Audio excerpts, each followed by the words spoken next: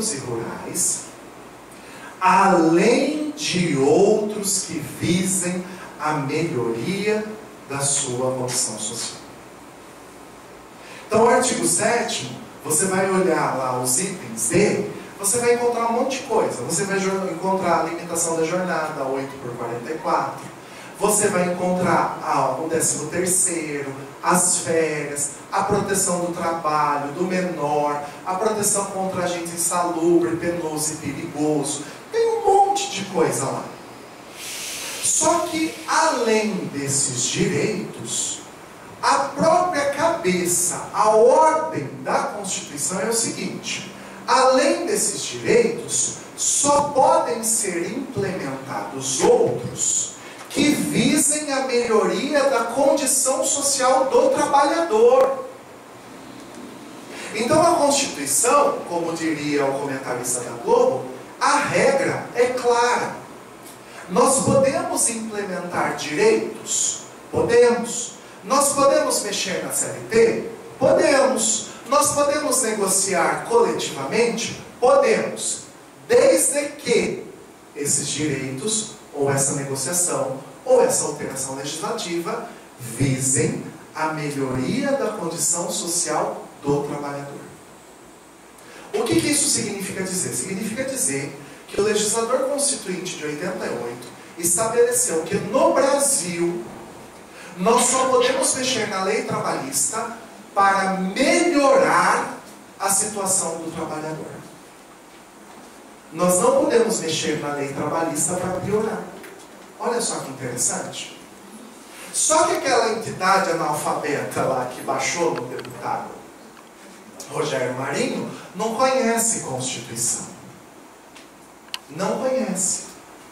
E esqueceu isso e começou a fazer um monte de coisa que é escrachadamente inconstitucional. Vocês querem ver um exemplo? Vamos começar a ver a reforma em si? E aí vocês vão começar a ver como que isso se encaixa? Trabalho intermitente.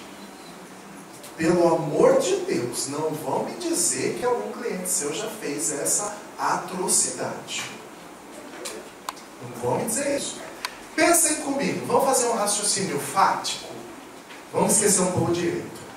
Você é trabalhador, você trabalha 8 horas por dia, 44 horas por semana, e a Constituição deixa o seu patrão te pagar um salário mínimo. Salvo quando tem convenção coletiva, acordo coletivo que estabelece outro piso. Aí você ganha lá R$ 937 para trabalhar 8 horas por dia. Esse salário mínimo que nós temos, ele é um salário digno? Não é. Com isso, já é difícil manter uma existência digna. Ainda mais se você tem família. Mas tudo bem, a Constituição diz que pode, então a gente tem que fazer uma interpretação lá dentro dela e aceita. Agora imagine o seguinte: você contrata alguém, ou um cliente seu contrata alguém, e ele anota a carteira dessa pessoa com a função dela.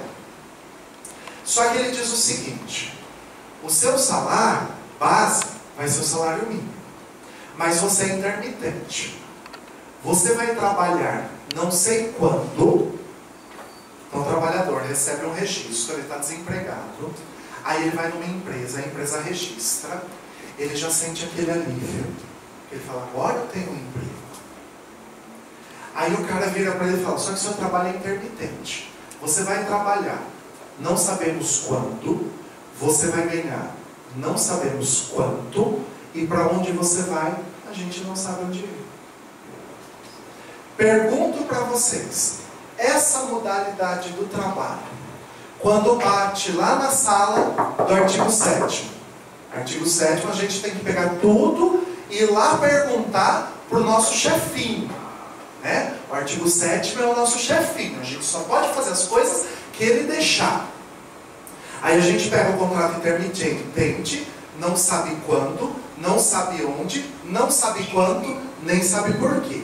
Aí a gente pega esse contrato e vai lá no nosso chefinho. Chefinho, o senhor disse que eu só posso fazer aquilo que melhora a situação do trabalhador. Agora a lei diz que tem um tal de trabalho intermitente. Não sabe quando, não sabe onde, não sabe quanto e não sabe por quê. Eu posso contratá-lo? Aí o chefinho vai olhar para você e vai perguntar o que eu vou lhes perguntar agora. Este contrato melhora a condição social do trabalhador? Ele sabe quanto ele vai receber por mês?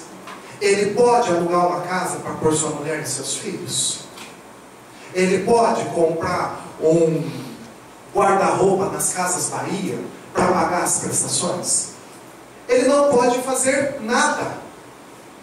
Porque o contrato intermitente lança o trabalhador numa situação mais desagradável do que o próprio desemprego. Ele não sabe o que ele faz com isso. Vocês querem ver um exemplo da atrocidade disso? Se todos vocês estivessem aqui portando suas carteiras de trabalho, todos vocês poderiam sair daqui registrados. Eu poderia ser patrão de todos vocês. Vocês sabiam disso? Então eu pego todos vocês e registro lá. Que vocês vão ser meus contadores para fazer meu imposto de renda, mas com o trabalho intermitente. E aí todo mundo sai daqui, aqueles que são empregados e que têm registro, todo mundo sai daqui feliz. Olha, agora eu sou funcionário de um magistrado. E nunca mais, para o resto da sua vida, eu te ligo. E para efeito do CAGED, você está top, você está acima da estatística, porque você tem 2 empregos. É assim que eu trabalho intermitente. Aí vai ver que em algum momento você se cansa, depois de um ano da gente nunca mais se falar, você pode denunciar o contrato e falar, eu quero extinguir porque o Wilson não me liga, não me pede nada, mas é porque eu estou pedindo um imposto de renda para vocês fazerem meu imposto de renda, mas a cada ano eu peço para um. Então pode ser que daqui 60 anos eu chegue lá no fundo, entendeu? Vou começar por aqui. E todos vocês meus empregados. Isso melhora a condição social do trabalhador? Não melhora, gente. Joga o trabalhador num sistema de dúvida tão terrível que ninguém sabe o que vai acontecer. Ninguém sabe o que vai acontecer. E o cara pode ficar décadas sendo empregado. Lembram antigamente? Eu estou vendo muita gente nova, mas antigamente, eu pego alguns processos de pessoas mais antigas, de empresas mais antigas. Antigamente era comum as pessoas ficarem 20, 30 anos numa mesma empresa. Hoje é muito mais difícil, mas antigamente tinha isso. Hoje a gente vai voltar a essa era de ouro. Você vai ter um contrato na sua CTPS de 20, 30 anos, sem nunca ter recebido nada. Essa é a história do intermitente. Vocês sabem, agora vamos para fofocas jurídicas. Até agora a gente fez uma análise do nosso chefinho, sétimo, Constituição das Leis Certas. Vamos para a fofoca? Vocês sabem por que criaram o trabalho intermitente? Porque um dos maiores geradores da não aceitação deste governo é o índice de desemprego. Então, a taxa de desemprego no Brasil está tão alta que está todo mundo revoltado. Aí o que o governo falou? A gente tem que criar um mecanismo de baixar o número de desempregados, reduzir drasticamente o desemprego, sem gerar oneração às empresas, sem gerar custo, gasto. Como é que a gente faz? Cria um trabalho intermitente. Então vai ser lançado lá no CAGED, que ele está empregado, que ele é contador, que ele é não sei o quê, que ele é atendente, que ele é maconista, e para o CAGED é uma relação de emprego, o rapaz está empregado. Só que ele não ganha nada. Ele não recebe nada. Aí outro problema. Vamos continuar falando dele só para vocês entenderem a dimensão disso. Outro problema do trabalho intermitente. Seu cliente tem uma lanchonete. Ele abre de terça a domingo. Só que de sexta, sábado e domingo são os dias de maior movimento. Então de terça até quinta, ele não precisa de X funcionários. Mas de sexta a domingo, ele precisa de um maior número de funcionários. Então ele chega para você e fala assim: olha, eu ouvi dizer que foi aprovado um negócio super legal, que chama trabalho intermitente. Então eu contrato 2 ou 3 mais garçons, chapeiro, caixa, só para trabalhar de sexta, sábado e domingo na minha lanchonete? Pode.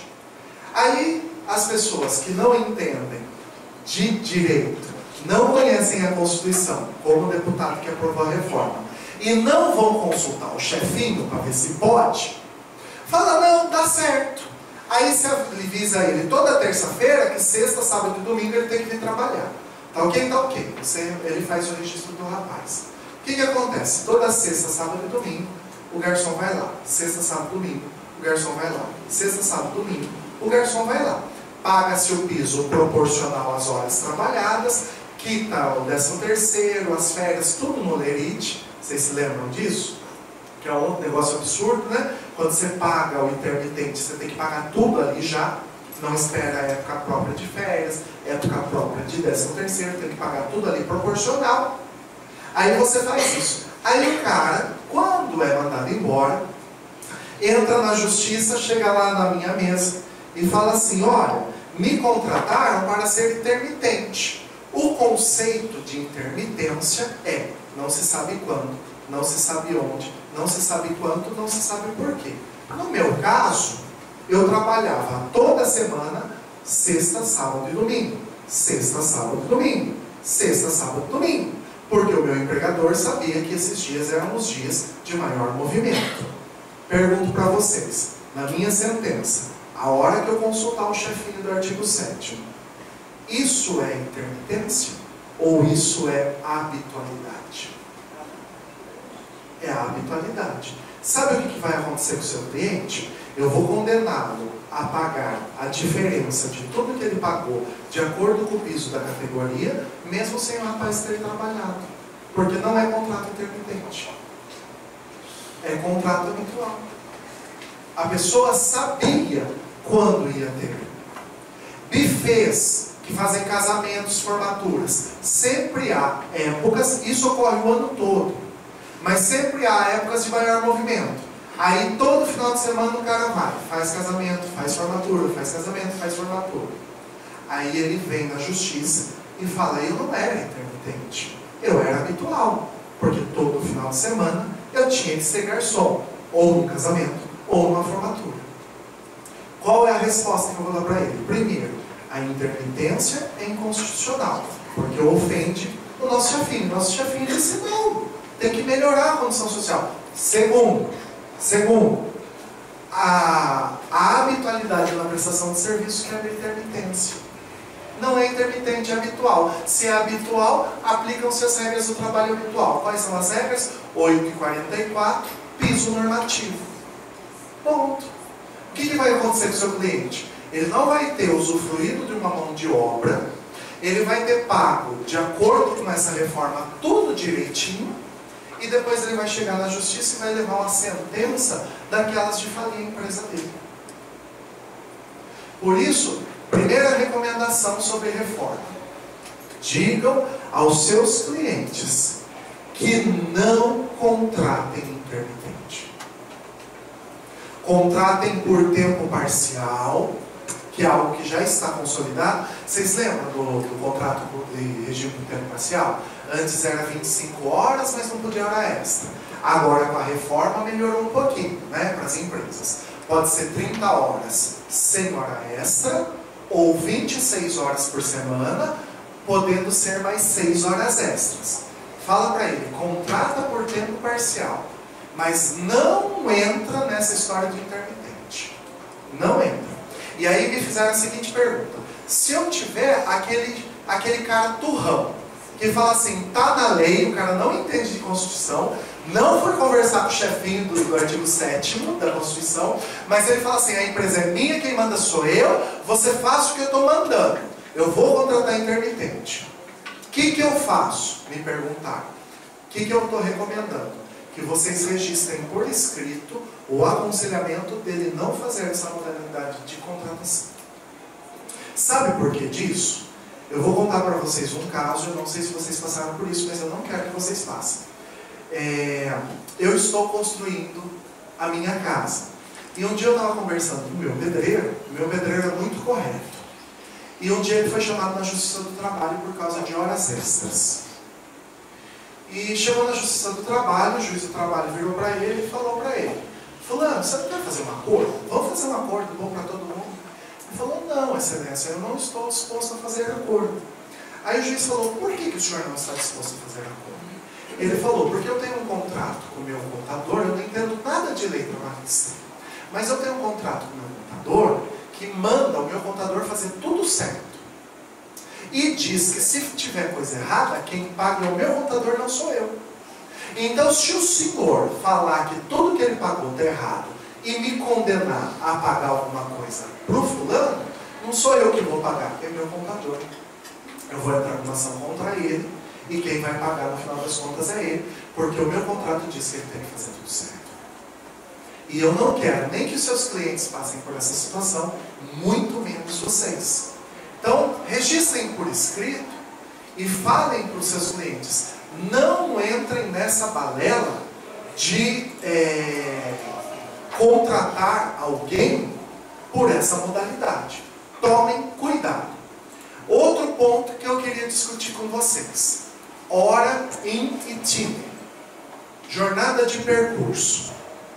Sabe aquele tempo que quando a empresa dá o ônibus, pega o cara num determinado ponto na casa dele, leva, isso está dentro da jornada? Vocês lembram disso?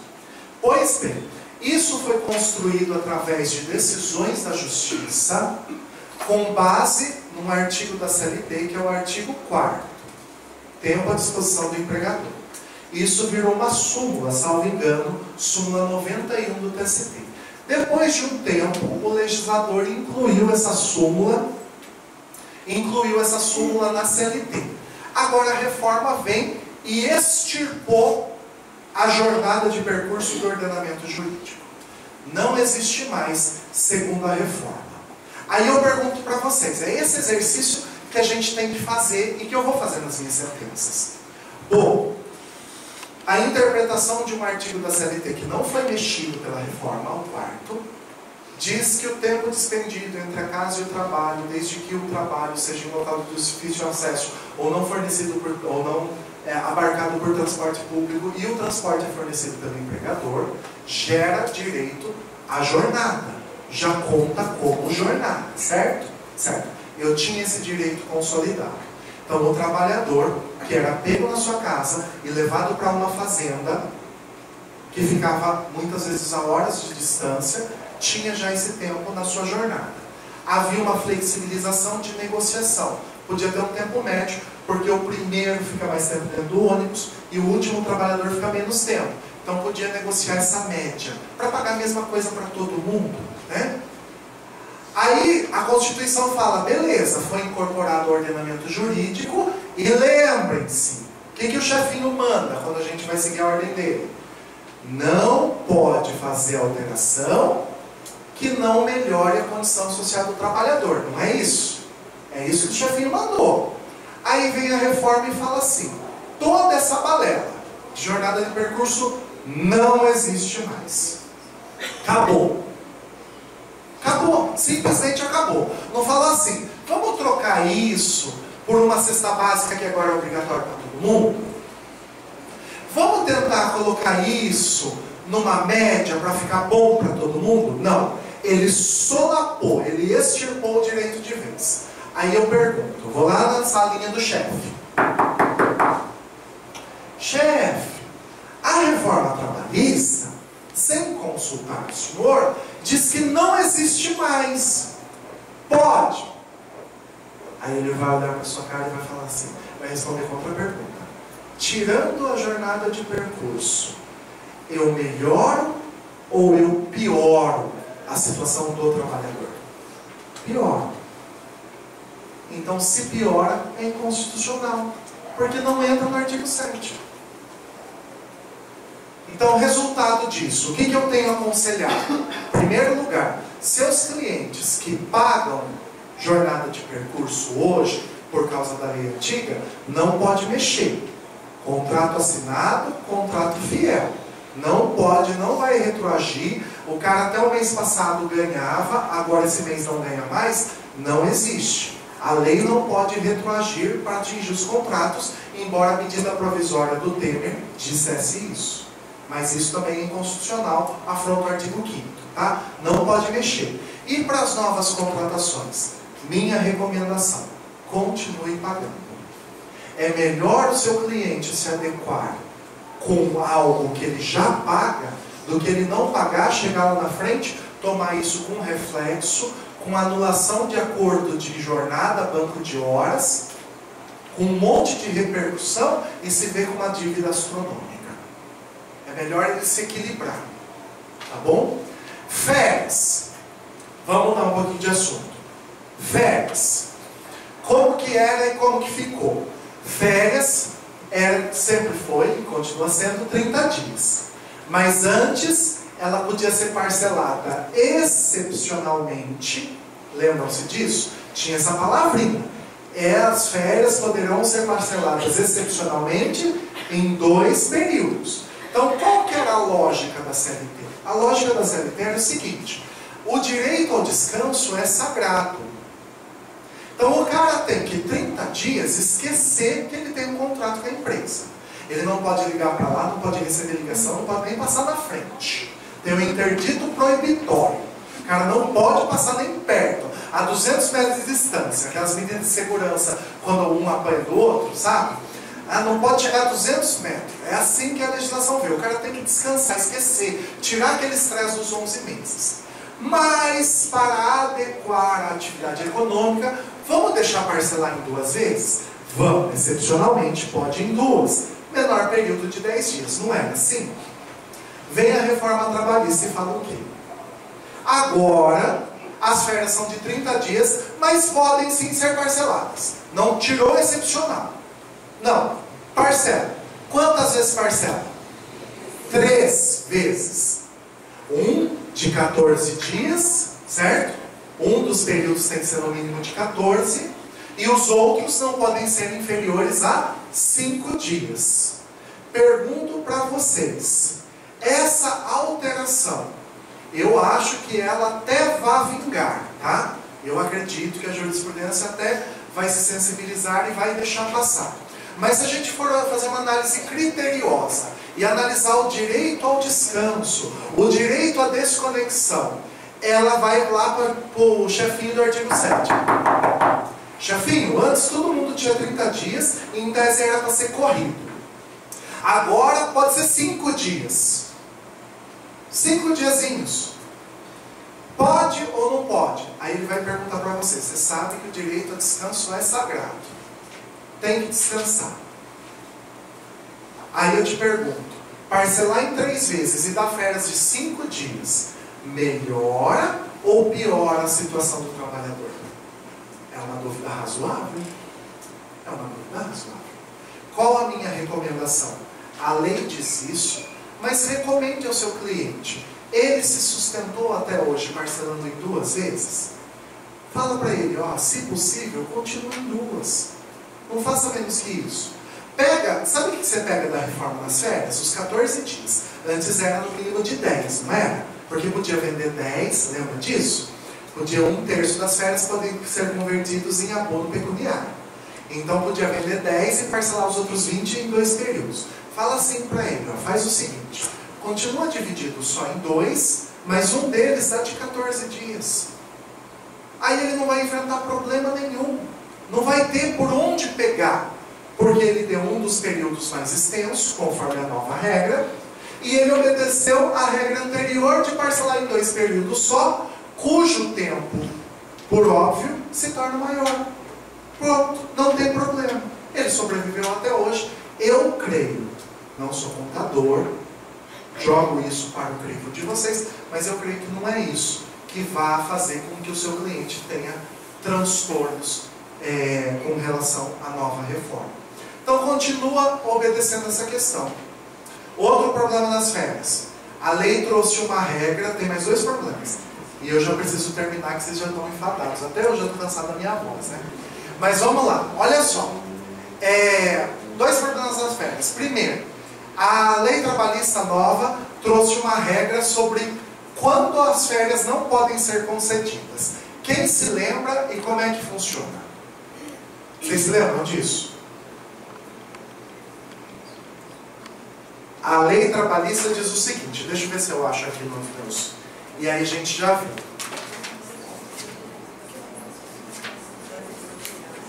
Eu estou ouvindo um burburinho.